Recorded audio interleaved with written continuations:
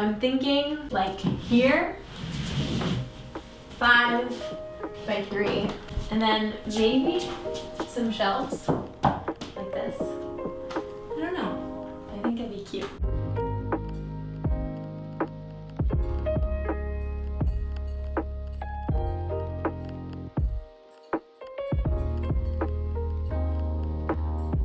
Okay, so I built this pegboard. Actually, David built it. I helped. We both built it. I've been wanting a pegboard for a while, trying to figure out ways to cover up these textured walls that we have in our apartment so that I don't have to look at them. It's just like, it irks me. So I'm gonna show you guys how I made the pegboard. I'm gonna take you through it step by step. It's our first ever handy project together. Let's see how much we do together. Okay, let me actually just tell you what you need. Pegboard that you can buy at any big hardware store, and you can get it cut to your specific measurements there. 2-inch by 1-inch wood spacers, 2-inch drywall screws that will go into studs, 1-inch drywall screws for the pegboard and the spacers, a level, a stud finder, a pencil, and of course a drill.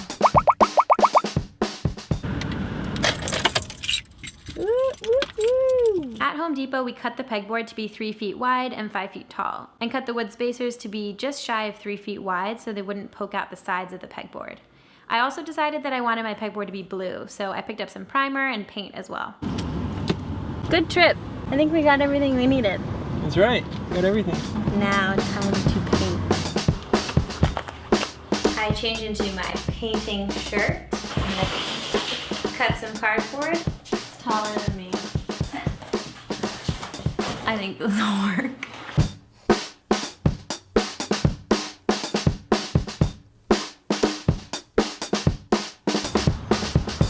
For primer, since it's a spray, I don't know what I'm doing, obviously.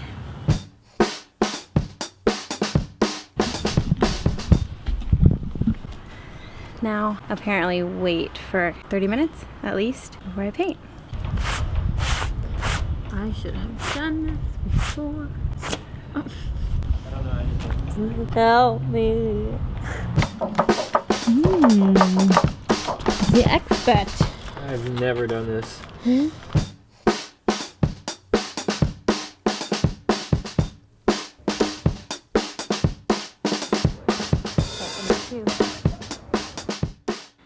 Once the paint dried, it was go time.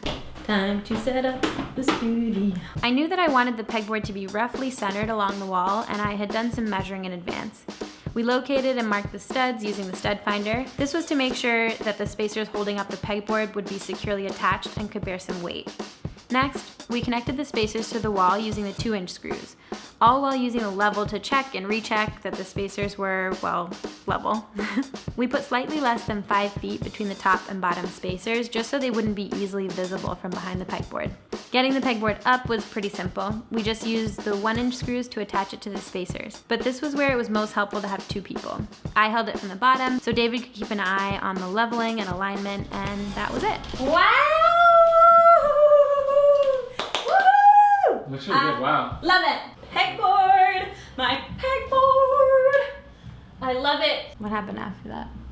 Oh, while this was happening, I ordered accessories for the pegboard, like this stuff that you see here. I wish I had gotten 2 sets, but it was kind of pricey, so I started off with 1. And then I just had fun like putting it together. It's gone through kind of like a few different iterations. I knew that I wanted a pegboard that had some functionality to it, so it holds some materials that I like use all the time. This is what I use the most, and it's helpful because, oh, you're gonna see my messy desk. It's right next to my desk, so I just like roll over and reach in here. I have my watercolors. I have some paper, my better watercolors, more paper, colored pencils, crayons, but I also wanted it to be cute and like nice to look at, you know? So it has a plant on it, it has some pictures on it, so it's kind of a mix. David has a pegboard at his studio, I inspired him, and his is like a lot more functional, although he also has a plant on it because, you know, we influence each other.